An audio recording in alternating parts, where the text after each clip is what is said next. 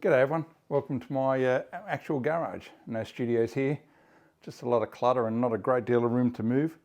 But the great news is I'm about to start work on my new MT-10SP, fitting a wide range of Yamaha Genuine Accessories from the ShopYamaha store. So this bike arrived about 2 days ago. I've just taken it for a quick spin to road in the tyres and the bed in the brakes and everything like that. This is actually my fourth MT-10. I purchased the first standard model when it came out in 2016, and since then I've been completely addicted to the SP model, and so this is my third SP and fourth MT-10 overall.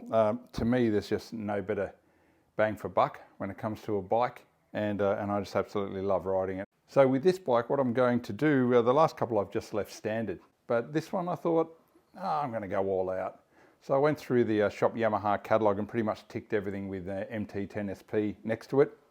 And over the next few weeks, possibly a couple of months, I'm going to fit all of these items and share the journey with you in a series of short videos.